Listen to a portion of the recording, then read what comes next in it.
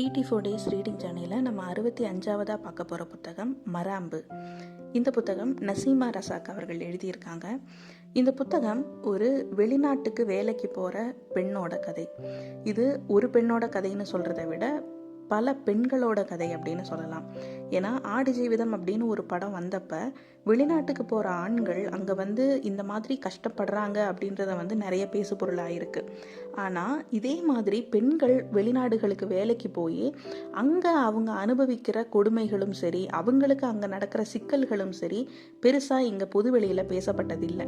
ஒவ்வொரு இடங்களில் ஒவ்வொரு செய்திகள் வந்தாலும் கூட ஒரு பொதுவெளியில் இந்த மாதிரி ஒரு விஷயம் நடக்குது அப்படின்றத பெருசாக யாருமே பேசி நான் கேட்டதில்லை. மேபி எனக்கு தெரியாத சில விஷயங்கள் கூட இருக்கலாம். இப்போது இந்த புத்தகத்தில் இதைத்தான் பேசியிருக்காங்க. ஒரு பொண்ணு அவங்க வேலைக்காக அப்படின்னு சொல்லிட்டு இந்தியாவில் இருந்து அவங்க வெளிநாட்டுக்கு போகிறாங்க. வெளிநாட்டுக்கு அங்கே போகும்போது அவங்க என்னென்ன மாதிரியான விஷயங்களை எல்லாம் சந்திக்கிறாங்க, அவங்க எந்த மாதிரி கஷ்டப்படுறாங்க, இங்கேருந்து வெளிநாட்டுக்கு நாங்கள் உன்னை வேலைக்கு அனுப்பி வைக்கிறோம் அப்படின்னு சொல்லி பணம் வாங்குகிற ஏஜென்ட்டுகள் எந்த மாதிரி பிஹேவ் பண்ணுறாங்க, இந்த மாதிரி ஏஜென்ட்டுகள் கிட்ட ஏமாந்து போன பெண்கள் எப்படி கஷ்டப்படுறாங்க அப்படின்றதையெல்லாம் தான் இந்த புத்தகம் பேசுது. ரொம்ப முக்கியமாக இந்த ஏஜென்ட்டுகள் கிட்ட பணம் கொடுத்து ஏமாறுறவங்க, இதை பற்றி இந்த புத்தகம் நல்லாவே பேசுது. ஏன்னா இந்த கதையில் வர்ற அந்த பெண்ணும் ஏஜென்ட் மூலமாக தன்னோட குடும்பத்தை எப்படியாவது காப்பாற்றணும் அப்படின்றதுக்காக வெளிநாட்டுக்கு போகிறாங்க. அங்கே போனதுக்கு அப்புறமா, அதாவது அரபு கண்ட்ரிக்கு போகிறாங்க.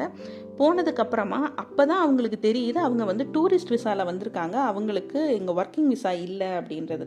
இந்த மாதிரி ஏமாற்றி அவங்க அங்கே போனதுக்கு அப்புறமா, அனுப்பப்பட்டதுக்கு பிறகு அவங்க அங்கே எவ்வளோ கஷ்டப்படுறாங்க அப்படின்றத காட்டியிருப்பாங்க. இந்த ஏஜெண்ட்டை கான்டாக்டும் பண்ண முடியாது, அவங்க கொடுத்த எல்லாமே அவங்களுக்கு யூஸே ஆகாமல் இருக்கும். இந்த மாதிரி ஒரு சூழ்நிலையில் ஒரு கேர்ள்ஸ் ஹாஸ்டல் மாதிரி ஒரு இடம் இருக்குது, ஒரு ரூம், அதில் பல பேர் தங்கியிருக்காங்க.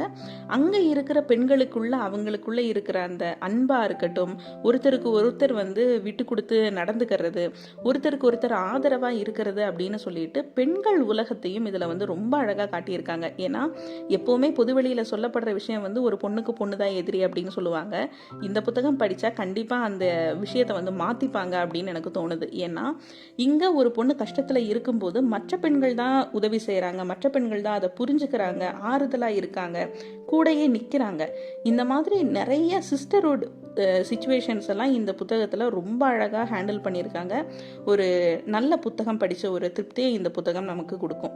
வாய்ப்பு இருக்கிறவங்க கண்டிப்பாக இந்த மராம்பு அப்படின்ற புத்தகத்தை படித்து பாருங்கள். நீங்கள் இந்த புத்தகம் படிக்கிறதுக்கான லிங்க் நான் உங்களுக்கு டிஸ்கிரிப்ஷனில் கொடுக்குறேன். படிச்சுட்டு உங்களோட கருத்துகள் என்ன, வெளிநாட்டுக்கு வேலைக்கு போயிட்டு அங்கே இருக்கிறவங்க கஷ்டப்பட்ட கதைகள் உங்களுக்கு தெரியுமா, இந்த மாதிரி ஏதாவது சம்பவங்கள் நீங்கள் பார்த்துருக்கீங்களா, இந்த கதையில் வர்ற மாதிரி சிமிலர் சுச்சுவேஷன் வந்தால் நீங்கள் என்ன பிஹேவ் பண்ணுவீங்க அப்படின்னு சொல்லிட்டு எல்லாத்தையுமே நீங்கள் கமெண்ட்டில் சொல்லுங்கள், நம்ம டிஸ்கஸ் பண்ணலாம். நன்றி.